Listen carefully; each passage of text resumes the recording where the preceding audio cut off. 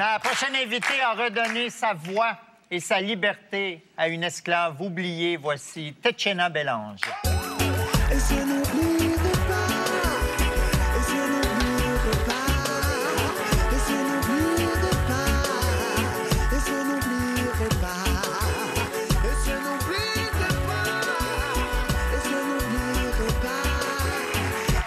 Tetchena, bienvenue à Tout le monde en parle. Merci. Vous êtes la réalisatrice du documentaire Les Mains Noires, le prosclave incendiaire, un documentaire qui a été sélectionné dans 9 festivals à travers le monde, et vous profitez du mois de l'histoire des Noirs pour lancer le DVD. Vous y racontez l'histoire vraie de Marie-Joseph Angélique, une esclave accusée d'être à l'origine d'un incendie qui a rasé une partie de Montréal en 1734. Qui est Marie-Joseph Angélique? Marie-Joseph Angélique est une femme fascinante, libre, une esclave noire, qui est arrivée ici au Québec à la fin des années 1720. C'était une grande gueule. En 1734, en avril, il y a eu un grand feu qui a détruit de Montréal et elle a été accusée et condamnée pour avoir soi-disant provoqué cet incendie. Parce que les historiens disent aujourd'hui que ce n'était pas elle la coupable, qu'elle était en fait coupable, si on veut, d'avoir trop brassé le système de l'époque, parce qu'elle refusait sa place de femme noire dans une société qui la catégorisait nécessairement comme une esclave. Elle sortait le soir quand elle voulait, elle allait boire avec dans les le soldats, bar, avec les soldats, exactement. Elle avait un amant blanc. Elle avait un amant blanc alors que c'était tabou et interdit à l'époque.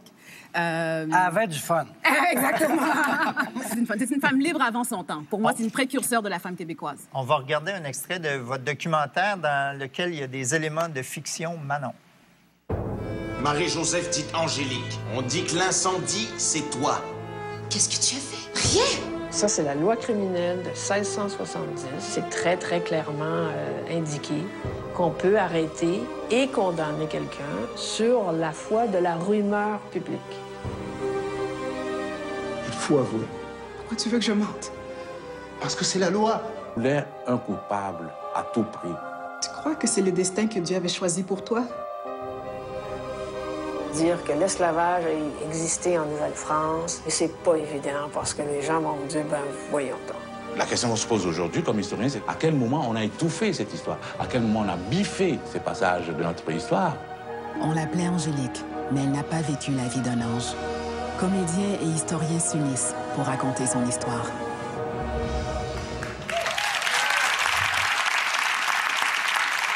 Vous dites que Angélique n'était pas coupable. Qui l'a allumé, ce gros feu-là? Est-ce que vous le savez?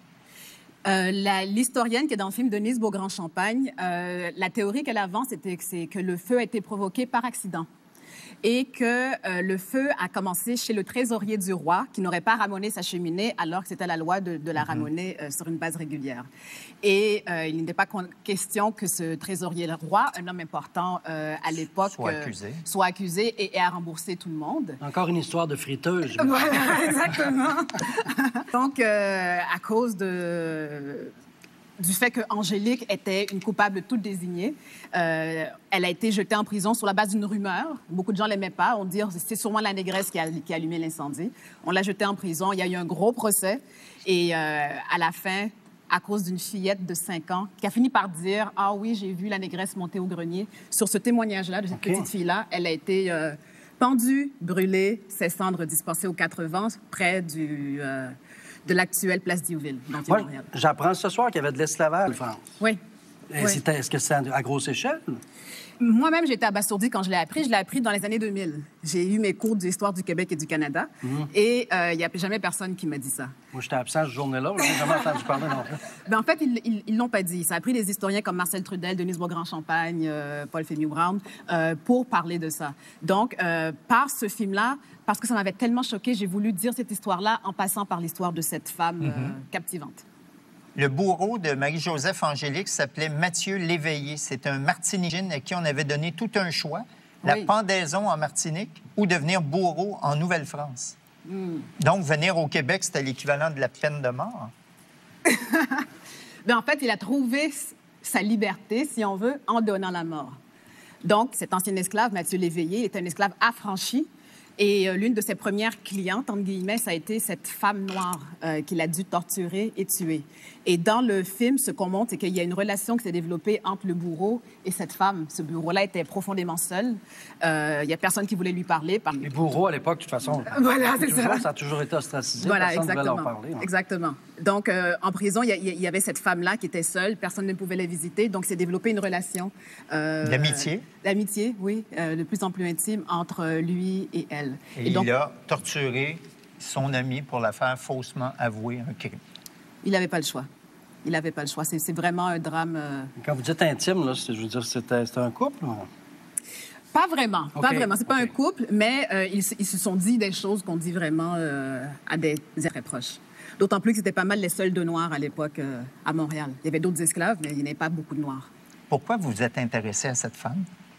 Je me suis intéressée à Angélique parce que dès que j'ai vu une entrevue de Marcel Trudel à la télévision où il parlait d'elle, c'est un historien, et comme femme noire, ça m'a profondément heurtée de savoir que cette femme-là avait existé, que je n'avais jamais entendu parler, parce que pour moi, ça montre que j'ai une ancêtre ici, une ancêtre qui me ressemble.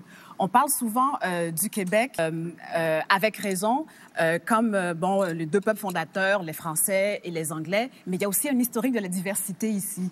Et des gens comme Angélique ou comme d'autres montrent que la diversité au Québec ne date pas de l'Expo 67, mais que depuis le 17e siècle, nous sommes là aussi. Le 20 février prochain, le conseil municipal sera appelé à adopter une résolution pour nommer un parc montréalais en mémoire de Marie-Joseph Angélique. L'inauguration officielle aurait lieu cet été. Est-ce que c'est une belle façon de pratiquer notre devoir de mémoire ou est-ce trop peu, trop tard? Pour moi, c'est jamais trop peu, trop tard. Le fait de nommer un parc du nom d'Angélique, les gens vont s'intéresser à cette femme-là, vont s'intéresser à peut-être d'autres histoires du Québec de l'époque. Il y a elle, mais il y en a eu d'autres. L'homme qui a réussi à faire nommer ce parc-là, M. Tchika, ça fait des années qu'il se bat pour qu'une rue soit nommée du nom d'Angélique. Et là, on lui offre un parc. Donc, c'est bien, un parc. Oui, on est très contents. Et puis, en plus, ça se passe près du métro Champ-de-Mars, dans le Vieux-Montréal. Donc, vraiment près de là où Angélique a été et est morte. Vous avez aussi réalisé un court-métrage documentaire intitulé « Médecins sans résidence » sur les difficultés qu'éprouvent les médecins diplômés à l'étranger à se trouver un emploi au Québec. Manon. Le médecin africain peut très bien être capable de traiter une malaria sans l'ombre d'un doute. Nous n'en avons pas au Québec. On a des infarctus, des Alzheimer, des cancers, des pathologies qui ne sont pas vues en Afrique ou en Amérique du Sud, pour la simple raison que la population meurt avant d'atteindre le pouvoir faire ces pathologies. Il y a un drôle de style, hein? La non-reconnaissance des diplômes, est-ce que c'est un problème d'équivalence de diplômes, de culture, de discrimination ou de corporatisme? Dans ce film-là, ce que j'ai exploré, c'est précisément les médecins étrangers qui viennent au Québec et qui font toutes leurs équivalences au Collège des médecins, au Canada également. Donc, ils sont reconnus. Le Collège des médecins leur dit « OK, maintenant, vous pouvez pratiquer ». Maintenant, ils veulent aller en résidence. Donc, et on sait qu'au Québec, chaque année, il y a 70 et 100 postes de résidence qui demeurent vacants parce qu'on n'a pas assez de médecins ici. Oh oui. Donc, ces médecins-là sont là, ils ont leur papier qui dit qu'ils sont compétents, mais ils n'arrivent pas à être placés dans ces hôpitaux-là. Et c'est un problème de corporatisme, oui. Dans le film, les personnages parlent carrément de discrimination, mais discrimination systémique, c'est-à-dire que le système est fait de telle sorte que ces médecins-là n'arrivent pas à rentrer. Les médecins étrangers que vous avez rencontrés ont refusé de témoigner à la caméra. Pourquoi? Ils ont peur? Oui, ils ont peur. J'ai interviewé plusieurs. Ils m'ont tous dit qu'ils ont toujours espoir de pouvoir pratiquer ici au Québec. Et puis, ils avaient peur qu'en parlant, puis en montrant leur visage à la caméra, que leur chance soit réduite de beaucoup. Donc, ils soient vraiment barrés. C'est des gens qui viennent ici avec leur famille, qui viennent ici dans l'espoir d'une meilleure vie. Et dans leur pays, on leur dit que « Ah, venez au Canada, on a besoin de médecins, vous êtes qualifiés. » Et arrivés ici, ils sont vraiment complètement bloqués. Pour eux, c'est malheureux, mais je pense que c'est aussi malheureux pour nous, parce que des médecins, même de famille, on n'en a pas suffisamment. Ces gens-là sont là, ils sont qualifiés, et on n'a pas accès à leurs compétences. Mais est-ce que c'est fondé, ce qu'ils disaient sur qu'ils ne peuvent pas traiter des cancers ou d'autres maladies parce que les gens ne vivent pas assez longtemps. Quand on parle de médecins étrangers, on ne parle pas nécessairement d'Africains. Il y a des Suisses qui n'arrivent pas à venir travailler ici, il y a des gens de Cuba, des Vietnamiens, etc. Il est normal qu'un médecin, par exemple, en Afrique, si c'est la malaria qui est dans son pays, qui se spécialise dans la malaria. Les médecins ici ne peuvent pas traiter la malaria parce qu'il n'y a pas beaucoup de cas. Ici, ils spécialisent dans d'autres. Mais ces médecins-là, une fois qu'ils passent tous leurs examens théoriques, ça veut dire qu'ils peuvent pratiquer ici. Ils ont besoin de résidence de 2, 3, 4 ans, dépendant de leur spécialité, pour pouvoir vivre et nous servir.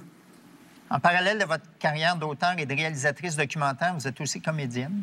Vous avez joué dans quelques films québécois, dont Un cargo pour l'Afrique de Roger Quentin. À la télévision, on a pu vous voir récemment dans 30 vies. Manon. Mais juge pas ton père. Tout ce qu'il veut, c'est que tu sois heureuse. Mais je le suis pas. Est-ce qu'il t'a parlé de l'activité dans le temps des fêtes? Dans les cantons de l'Est? Celle qu'on doit juste être toi et moi. Veux-tu? Mais c'est quoi? Tu vas aimer ça, tu vas voir. Puis quand tu vas revenir, tu vas l'être heureuse. Beaucoup plus que maintenant.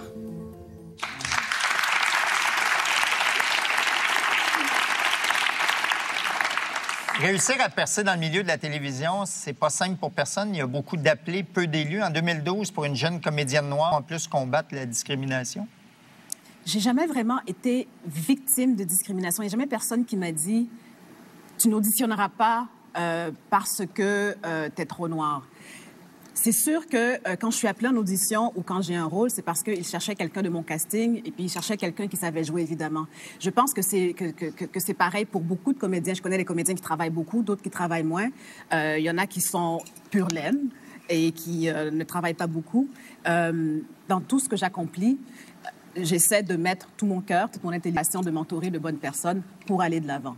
Donc, pour le travail de comédienne, c'est pareil. Je prends des cours, je fais ce que j'ai à faire, j'ai mon agente, etc., pour réussir à travailler dans ce milieu. C'est vrai que c'est difficile, mais c'est dur pour tout le monde. Ketchena, c'est un plaisir de vous rencontrer. Merci d'avoir accepté notre invitation. Merci. Je vous ai préparé une petite carte. Ah! Oh! Merci.